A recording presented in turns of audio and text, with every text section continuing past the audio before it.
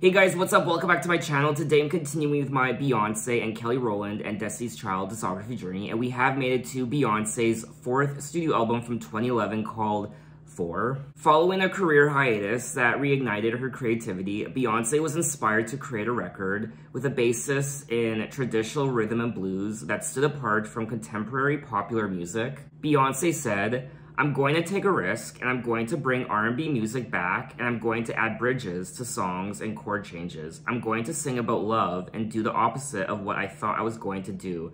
I'm not going to try to be cool. Forget being cool. I'm going to be honest. I'm going to be sad. I'm going to be passionate. I'm going to be vulnerable. I'm going to sing from my heart." During her hiatus, she killed Sasha Fierce, the alter ego used in her previous album, as she felt she could now merge her two personalities together. She also severed professional ties with her father and manager, Matthew Knowles, who had guided her career since the 1990s with Destiny's Child. In an interview for Complex, Beyoncé expressed dissatisfaction with contemporary radio. She intended Ford to help change that status, commenting, "Figuring out a way to get R&B back on the radio was challenging. With 4, I tried to mix R&B from the 70s and the 90s with rock and roll and a lot of horns to create something new and exciting." She also sought to make more artistic music rather than purely commercial-oriented songs. "I really focused on songs being classics, songs that would last, songs I could sing when I'm 40 and when I'm 60. And just like her prior album, I Am Sasha Fierce, Beyoncé submitted quite a few songs to her record label for consideration. For this album, 4, she submitted 72 songs. And so I guess the best of the best was selected, and those songs are what we see on the final track listing for 4. Now I will be listening to the expanded edition of 4, which means there are 14 tracks for a total of 58 minutes. And the only songs I recall hearing before are tracks 11 and 12, Run the World Girls, and Best Thing I Never Had. I vaguely remember Countdown, and that's pretty much it. But like always, if I start listening to a song that sounds familiar, I'll let you guys know. But anyway, let's get into it with track 1, Love on Top.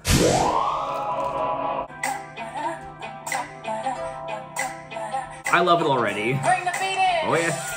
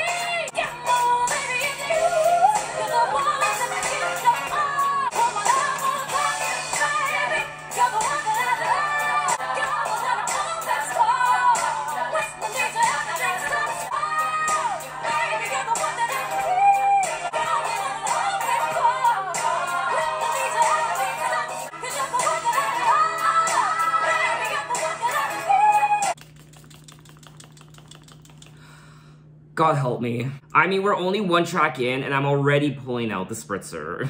That was track 1, Love on Top, and yes, I have heard this song before. It's been many, many years.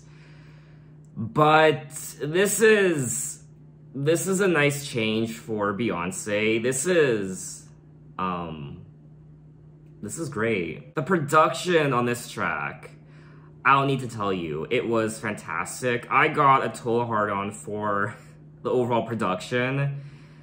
The orchestra, the horns, it just, everything. I loved the chorus as well. Her vocals were great as well. It's such a funky, classical sounding R&B pop song, and It was a joy to listen to, it really was. I can see the stars all the way from here. Can't you see the glow on the window pane? I can feel the sun whenever you're near. Every time you touch me, I just melt away. You're the one I love. You're the one I need. You're the only one I see. Come on, baby, it's you. You're the one that gives your all. You're the one I can always call. Boy, your lips taste like a night of champagne. Ooh. And I kiss you again and again and again and again. She is now overjoyed. She is thrilled that her love is now on top of this person's list. She is on top. Their love is now on top. I won't lie though, when I first read the title of the song, Love on Top, I thought some sort of sexual innuendo was happening, and maybe there still is, I don't know. I mean, I'm the type of guy who's either or. I like love on top and bottom. I like the best of both worlds. Now, Love on Top was selected as the 4th single from the album. Love on Top is a throwback to 1980s music. The up-tempo R&B song exhibits style similar to that of Stevie Wonder and Whitney Houston and the Jackson 5 and Huey Lewis. Beyoncé sings about a person whom she can always call, even after facing grief and hard work, finally earning their love and respect. What a great song from Beyoncé, and it's such a breath of fresh air, it really is. I mean, we are only one track in, but just from what I've read so far, this really does seem to be like a sort of passion project from Beyoncé. She didn't really craft this album for the charts. It's not about commercial appeal. It's about doing sounds and incorporating instruments, orchestras, just doing her own thing, doing things that she's passionate about doing, not necessarily things that will garner her #1 hit singles and popularity, I guess. But let's move on to track 2, Party, featuring Andre 3000. You a bad girl and your friends bad too. Got the swag, so she took the swag too. I may be young, but I'm ready. I feel like I've heard this before. I told my girls you can get it. So in love, so tonight, 'cause we like to party. Your touch is driving me crazy. Top down with the radio on, and the night belongs to us. I don't care what they say, 'cause tonight, we like to party. Set the scene, 3,000 degrees. Big dish full of low, brain real low. Kiddo say he looks up to me, this just makes me feel old. I ain't studying the beat, talking to me. Girl, why you up with me? Like when I'm loving you, yeah. Just don't tell nobody tomorrow. Not until the morning light. Hey, hey, we like to party. You a bad girl and your friends bad too. Got the swag, so she took the swag too. Ooh. That was track 2, Party, featuring Andre 3000, another hot song on the album. Now, not only does the song feature Andre 3000, but also features J. Cole and background vocals from the one, the only Kanye West and Consequence. The song was co-written by Kanye and also produced by Kanye as well. Lyrically, the song is pretty straightforward. "Cause we like to party, your touch is driving me crazy, I can't explain the way I feel, top down, with the radio on, and the night belongs to us, just hold me close, don't let me go, so in love, I don't care what they say, I don't care if they talking tomorrow, cause tonight's the night that I give you everything." It reminds me of 2 teenagers who are in love, and they get in his car, and they drive off, and what's that place in movies that teenagers go to? It's called, oh, Lover's Lane or something. And they park there and they make love for the first time. And of course, he forgets the condom. And so he suggests using a sandwich bag. Or what is it? a chocolate wrapper or something. Lyrically, Party gives ode to political themes such as feminism and sexual empowerment. Beyoncé later told Complex magazine that she was very happy and keen to work with Kanye West, who handled the production of this song. Lyrically, Party features Beyoncé as the female protagonist in the mood for some loving, as she references to a get-together for two persons. That's pretty much the conservative way of putting it. I just love the overall vibe of the song. I like the energy. The horns and the more vintage sound, the more 80s sound, I guess, with the synthesizers or what have you, and it's a good time. It's a party. So let's move on to track 3, Schoolin' Life.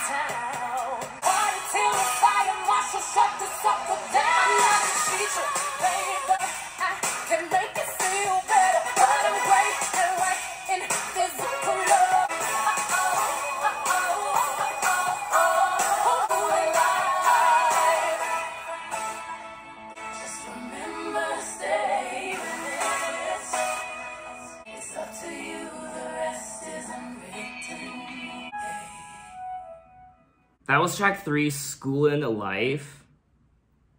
I'm in love with this album. This album overall really is resonating with me. And sometimes you just don't know why an album speaks to you the way it does. But this album is speaking to me more so than her other 3 albums. I did like B-Day. I did like Dangerously in Love. I wasn't the biggest fan of I Am Sasha Fierce, but this album, 4, really is doing it for me. I mean, this song, Schoolin' Life, sounds like a track that was plucked right out of the 80s. I also quite like the lyrics of this song. This is for them 20-somethings. Time really moves fast when you were just 16. This is for them 30-something. That didn't turn out exactly how your mom and dad wanted you to be. This is for them 40-something. Will raise up your glass and laugh like a motherfucker. This is for them 50-something. Hell, you're halfway there, baby. Take it to the head. I had my first heels by the age of 13. Mom and dad tried to hide the boys. I swear that just made them want me more. At 14, they asked me what I want to be. I said, baby 21. So I get me a drink. How old was Beyoncé in 2011? So Beyoncé would have turned 30 years old in 2011. The big 3-0. I mean, I turned 30 years old 2 years ago, and I am absolutely loving my 30s so much more than my 20s. I feel like I actually know what the fuck I'm doing now, and I know who I am. And I'm so much more confident, so much more alive, I guess. I just know what I want now. And it's so refreshing. Whereas in my 20s, I was kind of just stumbling around, not knowing who I was or what the hell I was doing. Exploring and experimenting, trying new things, unsure. But now, that's behind me, and I feel good now. Some people say your 20s are the highlight of your life, which I would like to counter that argument by saying that's not the case for everyone. For some people, the party starts when they're 16, when they're 18, when they're 20. For others, the party doesn't start until they're 30. I guess what I'm trying to say is don't compare your life to other people. Everyone takes different roads to get to different places, so don't compare what you have and what you don't have to other people. Just do you, and eventually you will get there. Some people arrive at their destinations and goals a lot faster than others, but don't worry, because you will get there one day. And yes, I am schooling you right now, just like how Beyoncé was just schooling me on life.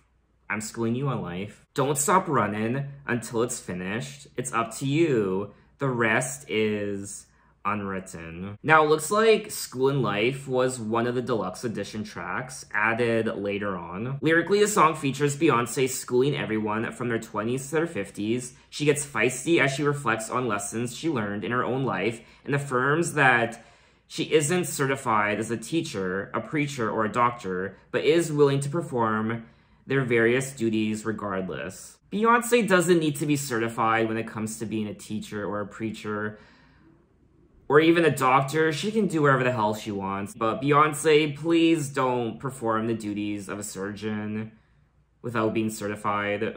This really is a very wise song from Beyoncé. She is filled with wisdom and experience, life experience, and she wants to share that with everyone, all her listeners. Anyway, though, let's move on to track 4, Countdown.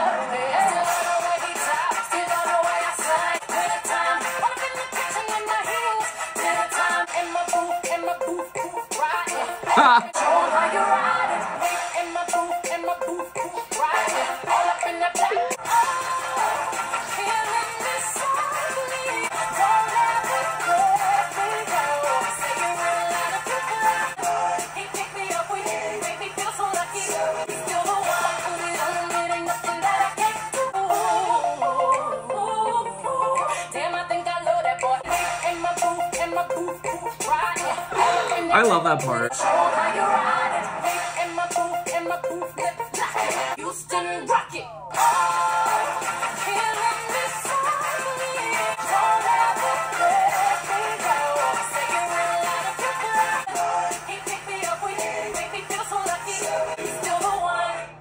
That was track 4, Countdown, and this was a great time. I had a lot of fun listening to this track. I really do like her vocals on this track in particular.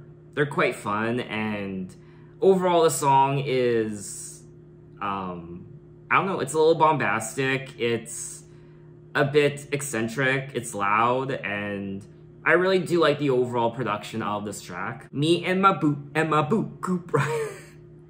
I love that part. My baby is a 10, we dress into the 9, he picked me up at 8, make me feel so lucky, 7, he kissed me in his 6, we be making love in 5, still the one I do this for.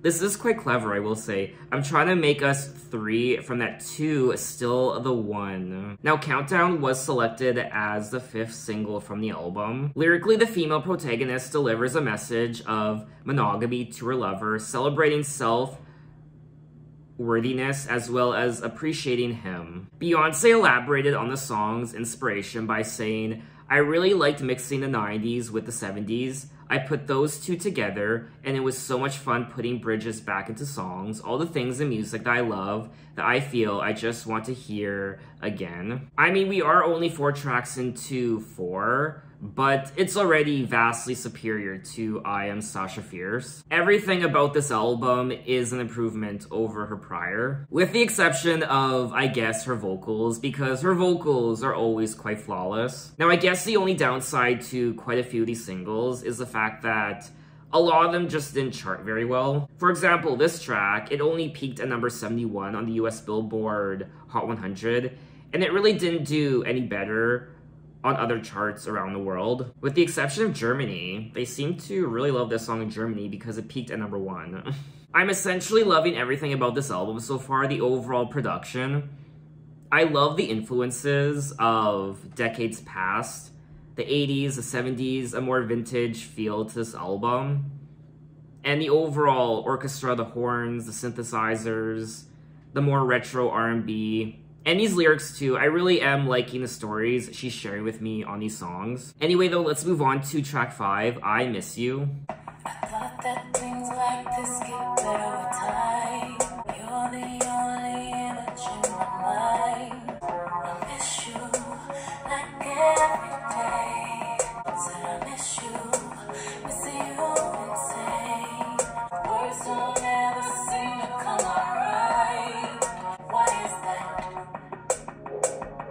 I miss you like every day. If I got with you, can it feel the same? Who you are, it is so simple, but it's everything. I miss you like every day. If I got with you, can it feel the same? It is so simple, a feeling, but it's everything. That was track 5, I Miss You. Very interesting.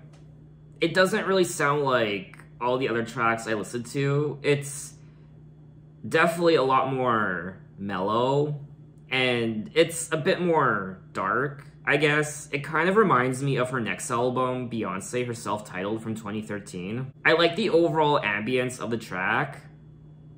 Just the overall energy. It was quite nice. You're the only image in my mind, so I still see you around. I miss you, like every day. Wanna be with you, but you're away. Said I miss you, missing you insane. But if I got with you, could it feel the same? It hurts my pride to tell you how I feel, but I still need to. Why is that? I miss you, like every day. The song was written by Beyoncé and also Frank Ocean, which I will be listening to Frank Ocean on my channel, which I am very, very, very excited for. Ooh, he's hot.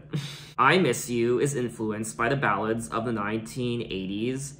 Its instrumentation consists essentially of synthesizers and keyboards. Beyoncé finds herself thinking deeply over her relationship with her love interest, from whom she parted. However, she still pines for him and feels self-conscious for doing so. When elaborating on what motivated her to record a song like I Miss You, Beyoncé said, "4 is definitely an evolution. It is bolder than the music on my previous albums because I'm bolder. The more mature I become and the more life experiences I have, the more I have to talk about. I really focused on songs being classics, songs that would last, songs I could sing when I'm 40 and when I'm 60. I think I said that at the beginning of my video. Beyoncé is not worried about chasing fads, though she is well aware of them. Over the years, she has learned how to harness them so effortlessly that they seem like her ideas. I thought this was a beautiful track. I love songs like this.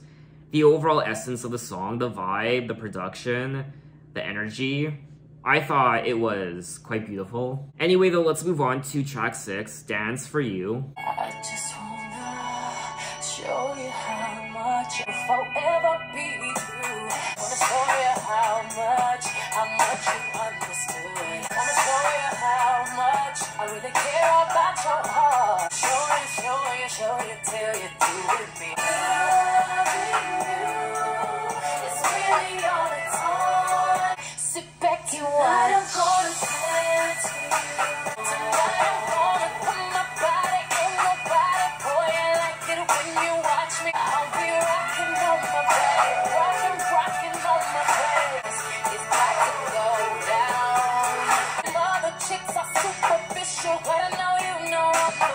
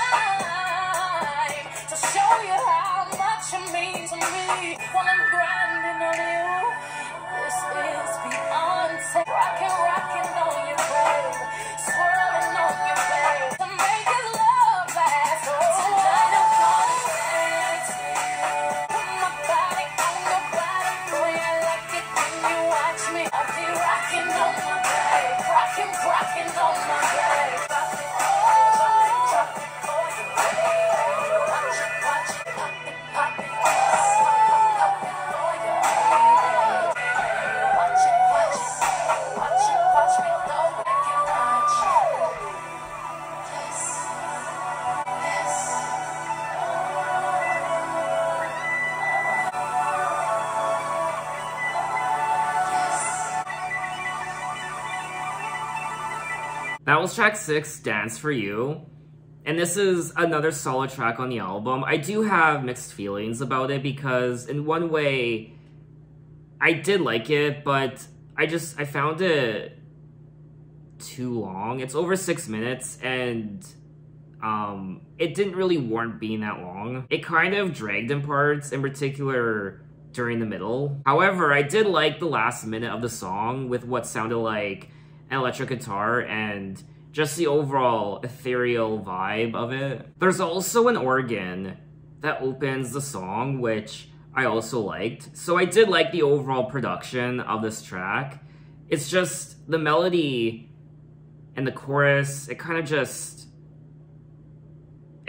dragged in parts. I think I would have liked this song a lot more if it was a bit shorter. Tonight, I'm gonna put my mind on your body. Boy, I like it when you watch me. Tonight, it's going down. I'll be rockin' on my babe, rockin' on my babe, swirlin' on my babe, swirlin' on my babe. Them other chicks are superficial. Glad I know you know I'm the one. That's why I'm all into you, cause I can recognize that you know that. This really is a hot, sexy song. It kind of reminds me of the sexiness of the one and only Miss Jackson. Beyoncé speaks of the love she has for her man and about all the things she will do to show him her appreciation. Thematically, the song is similar to Destiny's Child, Cater to You. Oh yeah, how she is showing appreciation for her man. In the song, Beyoncé sexifies her vocals and sings over echoing drum patterns, an electric guitar, a bluesy guitar, church organs, and clapping synthesizers. Dance For You was also one of the deluxe edition tracks on the album. It wasn't included on the standard edition of 4. I would listen to the song again, I just wouldn't play it as much as a lot of the other songs I already listened to. But let's move on to track 7, I Care.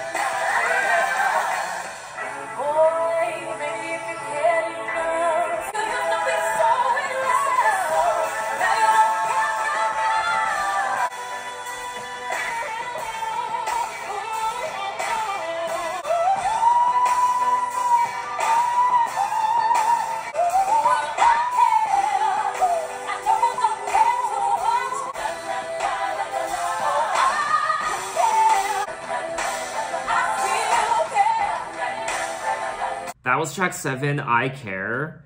Wow. I really like this track. I particularly liked her vocals. She did some interesting things vocally on this track. I told you how you hurt me, baby, but you don't care. Now I'm crying and deserted, baby, but you don't care. Ain't nobody tell me this is love when you're immune to all my pain. I need you to tell me this is love. You don't care. Well, that's okay. Well, I care. I know you don't care too much, but I still care. I swear you like when I'm in pain. I try to tell you all my fears. You still don't care. Well, I care. Critics complimented the way she made effective use out of the power in her lower register in the first and second verses until her voice slowly builds until the commanding chorus is reached. The song's instrumentation consists of screeching guitars, low-profile synthesizers, pounding drums, heavy percussion instrument, and a piano. Beyoncé admits her vulnerability to her indifferent love interest with both honesty and power. She sings with heartfelt emotion over cooing background vocals and scats alongside a multi-octave guitar solo towards the end of the song, which I love that part of the track. There was a moment there where her voice almost became one with the electric guitar. There was a second there where I was like, is it her or is it the electric guitar? For me anyway, this is such a fascinating album from Beyoncé. It's unlike anything she has done before. The overall production is fantastic. I mean, I'm kind of shook, I won't lie, but hands down, this has to be my favorite Beyoncé album so far. It's just so damn different and unique, and I love the orchestra, the horns, I love the synthesizers and the keyboards, and just the ambience of so many of these tracks. And the lyrics too, I like the songwriting, and her vocals, I mean, everything about this album is a home run. I mean, Sasha Fierce who? She is long gone, she is long dead and buried, Auf Wiedersehen. Anyway, let's move on to track 8, Rather Die Young. Boy, you'll be the death of me. You drive too fast, you smoke too much. 'Cause I'd rather die young, live my life without you.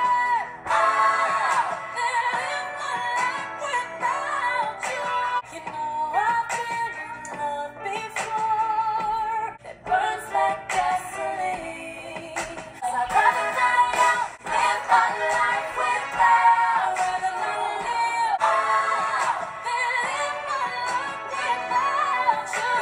I'm giving you my life, it's in your hands. And what I'm gonna do, nobody understands what we've been through. I'd rather give up everything, live my life without you.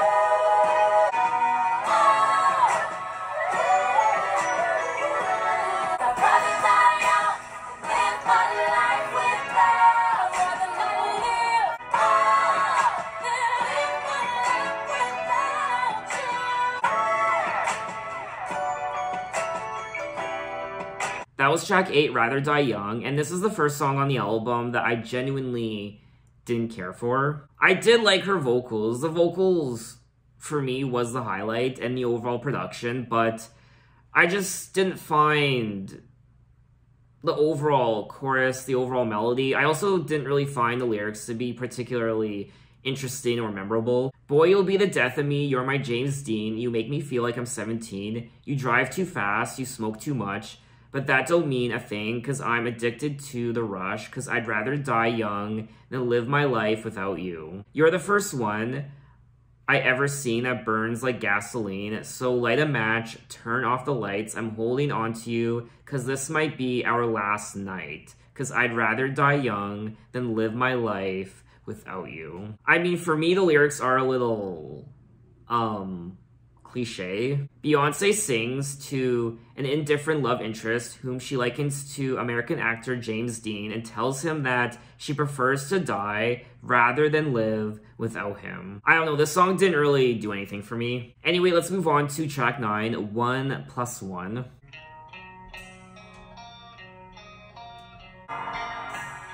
If I ain't got nothing, 'cause I got it with you. I don't know much about algebra, but I know 1 + 1 = 2. That's all we'll have when the world is through. And nothing without love. Come on, baby, make love to me.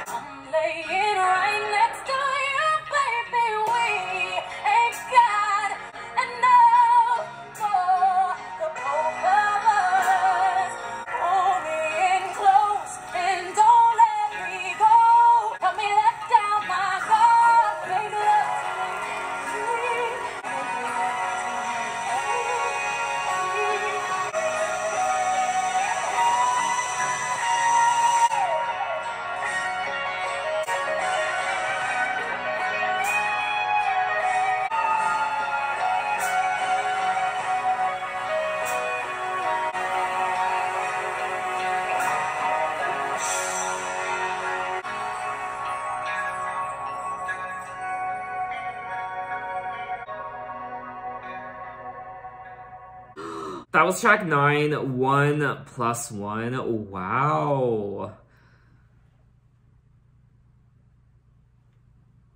I have no words. I mean, of course her vocals were absolutely divine. But can we talk about that last minute and a half? I mean, God help me. If I ain't got nothing, I got you. If I ain't got something, I don't give a damn, cause I got it with you. I don't know much about algebra, but I know 1 + 1 = 2, and it's me and you. And then she goes on to say, hey, I don't know much about guns, but I've been shot by you. Hey, and I don't know when I'm gonna die, but I hope that I'm gonna die by you. I don't know much about fighting, but I know I will fight for you. Just when I ball up my fists, I realize that I'm lying right next to you. Baby, we ain't got nothing but love. Make love to me. And when my days look low, pull me in close and don't let me go. I can't. I really wasn't expecting to love this song as much as I did, especially after listening to the first minute. I was listening to the song the first minute, and I was like, yeah, this is a nice song, but by the end, I wasn't expecting the huge turnaround of me just completely loving the song. I don't know, maybe I'm overreacting. I really don't care at this point. Now, 1 + 1 was the lead single, or not the lead single, it was the opening track of the standard edition of the album. Wow, this was the opening track. Wow. Beyoncé expresses her endless love to her soulmate. The lyrics make strong statements about the power of the relationship. I mean, this has to be one of the finest moments on the entire album so far. I don't really see this as an opening track though, so I'm surprised this was the opening track of the standard edition. I mean, this one song on its own is better than the entire first disc of I Am Sasha Fierce. There also seems to be a theme with these last two tracks, Rather Die Young and 1 + 1, how she wants to die alongside this person. She might die young and just make love to me. It's the end of the world and we're gonna make love. I love you, and 1 + 1, that is us. Anyway though, let's move on to track 10, End of Time.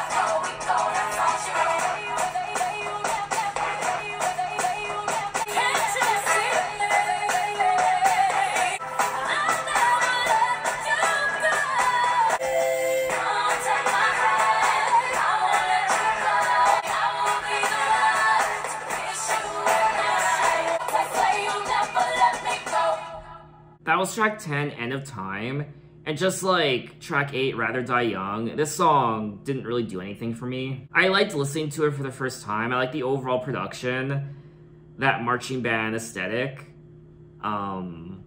but I really wouldn't listen to the song again. Come take my hand, I won't let you go, I'll be your friend, I will love you so deeply, I will be the one to kiss you at night, I will love you till the end of time, I'll be your baby, and I promise not to let you go. I also really didn't care for the lyrics. They were just kind of meh. Now it looks like a lot of people actually loved this song, they praised it, they called it outstanding, which I can see why. I mean, it is a decent song. I liked listening to it, but it's not a song I would want to listen to over and over and over again One time was enough for me. I just don't find it as intriguing as a lot of the other songs I've listened to on the album so far. Anyway though, let's move on to track 11, Run the World, Girls.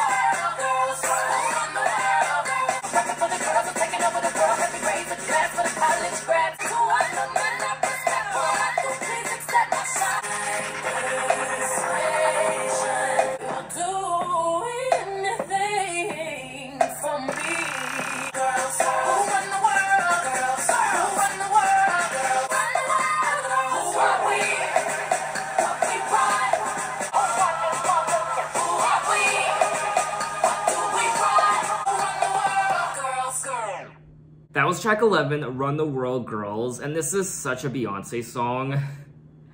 I like the message behind the lyrics. It's very much a feminist anthem, the female empowerment. Who run the world? Girls. Some of the men think they freak this, like we do, but no they don't. Make your check. Come at they neck, disrespect us, no they won't. Boy, don't even try to touch this. Boy, this beat is crazy. This is how they made me. Houston, Texas, baby. Now, Run the World, Girls was selected as the lead single from the album, and I remember when this song first came out back in 2011. I remember seeing the music video, and I remember not being a fan of the song, and to be honest, I'm still not a fan of it. This is a Beyoncé single I never listened to. The song's development was motivated by Beyoncé wanting to do something different, a mixture of different cultures and eras, a new sound, and a message which would give women strength. Now, being the lead single from the album, this was a big disappointment when it comes to Beyoncé standards because it only peaked at number 29 on the US Billboard Hot 100. And also, worldwide, the song overall just didn't do very well. I don't really see this as a lead single. It is very Sasha Fierce, I won't lie. I mean, this song was definitely made for the clubs and the bars. I feel like this track is the most commercial sounding on the album so far. I personally don't find the song particularly memorable. Anyway though, let's move on to track 12, Best Thing I Never Had. What goes around comes back around. Hey, my way. There was a time, boy, I must have been out of my mind. Showed your ass and I saw the real you. I wanted you back. I'm so through with that. Best thing I ever had. You turned out to be such to be you right now. So sad. My tears, I guess that's why they ain't there. Showed your ass, and maybe yes, I saw the real you. Wanted you back, so through with that. Best thing I ever had. You turned out to be such to be you right now.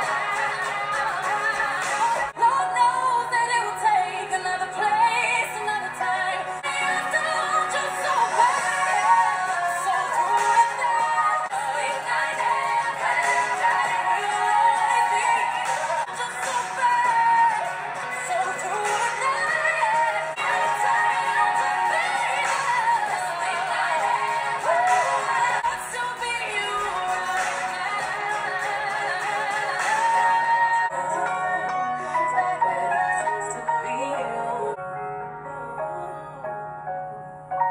That was track 12, Best Thing I Never Had.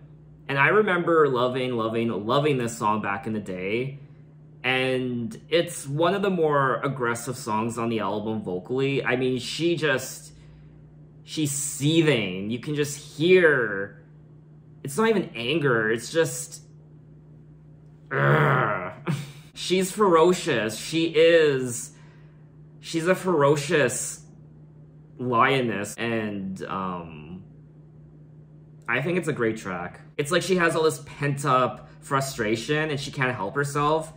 Through the progression of the song, she just kind of explodes. There was a time I thought you did everything right. No lies, no wrong. Boy, I must have been out of my mind. So when I think of the time that I almost loved you, you showed your ass and I saw the real you. Thank God you blew it. I thank God I dodged the bullet. I'm so over you, so baby, good looking out. I wanted you bad. I'm so through with that. Cause honestly, you turned out to be the best thing I never had. You turned out to be the best thing I never had.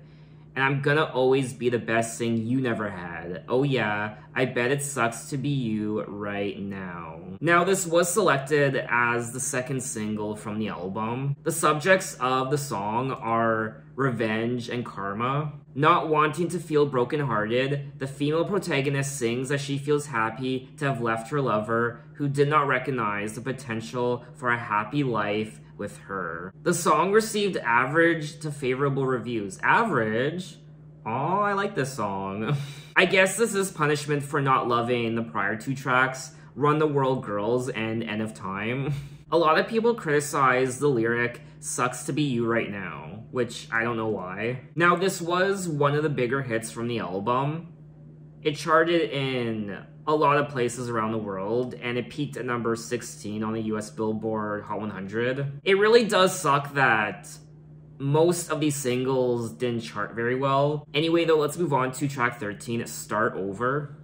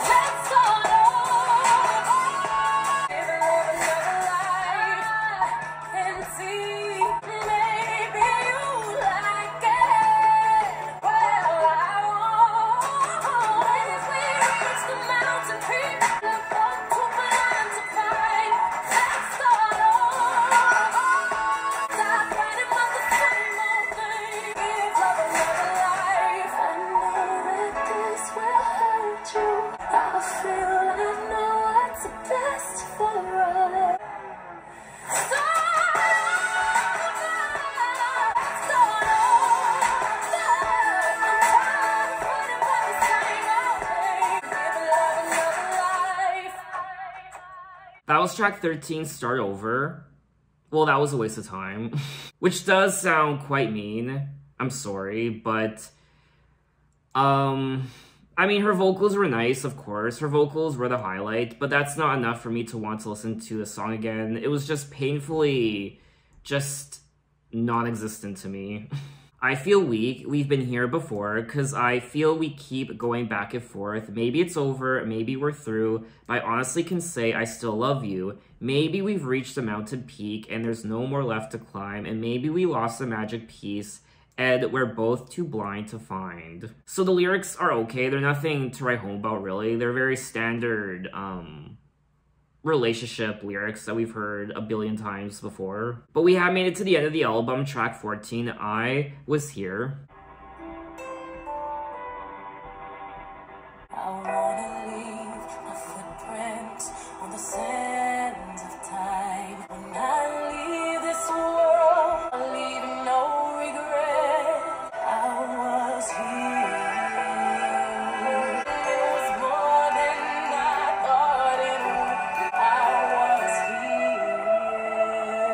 I wanna say I live this day until I die. The hearts I have touched will be the proof that I leave. I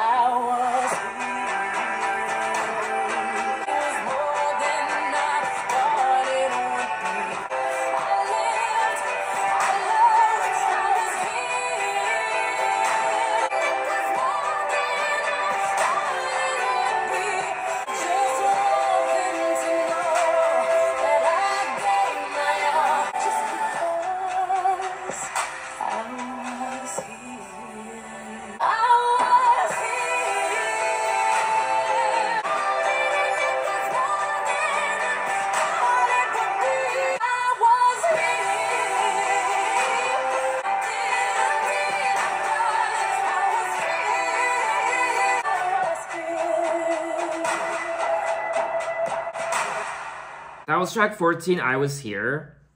And I enjoyed this track. It was written by Diane Warren, who has written some of the most beautiful power ballads of all time. I will leave my mark so everyone will know I was here. I just want them to know that I gave my all, did my best, brought someone some happiness, left this world a little better just because I was here. I was here, I lived, I loved. I was here, I did, I've done everything that I wanted, and it was more than I thought it would be. Wow, these lyrics are quite powerful if you actually think about it. She's confessing that she accomplished everything she wanted to in her life, and she wants people to know that she was here through the happiness she brought and her accomplishments, and she's leaving behind her legacy. And I was here, I lived, and I loved. I set out and achieved everything I wanted to. I want to leave my footprint on the sands of time. I really did enjoy this track. I like the lyrics and story of the track. So that was all 14 tracks of 4, the expanded edition by Beyoncé. And this is such an accomplishment for Beyoncé. It really is unlike anything she has done before, and she took a chance with the sound of this album. She took a chance because there really aren't a lot of commercial hits on this album, but the songs speak for themselves. The overall production, the instrumental of so many of these tracks are so good. She plays around with 80s, 70s, R&B, and a more vintage sound, a more retro sound, and also a lot of use of the electric guitars and synthesizers and keyboards, the horns, the trumpets. I mean, some of her most timeless masterpieces are on this album, and she really did accomplish what she set out to do. She wanted to craft songs that she could see herself listening to and singing when she was 40 and 60. Which, these are songs I could definitely see her performing when she's older. There is a timeless aesthetic to quite a few of these songs. Her vocals also were a standout on the album. Like I said many times already in my other Beyoncé videos, her vocals are always on point, in particular on this album. I mean, she's a powerhouse on this album, she really is. I mean, she really doesn't have anything left to prove when it comes to her singing, her capabilities when it comes to her vocals. I mean, she has proven herself as a fantastic vocalist, in my opinion. I also like the stories and themes on this album. I like the overall songwriting. She sings about... I mean, she does touch on deeper subjects like growing older and leaving your mark on the world, and there is something quite thought-provoking about these lyrics at times. She sings about, obviously, breakup and love and what have you, sex, but she also sings about the passing of time and what it means to just live your life, to celebrate turning 30, celebrate turning 40, celebrate turning 50. There's something quite mature and sophisticated about this album, and you could tell that she has a lot to share with us. She has a lot of life experience to share with us, even though she is only 30. I loved the first half of the expanded edition, tracks 1 through 7.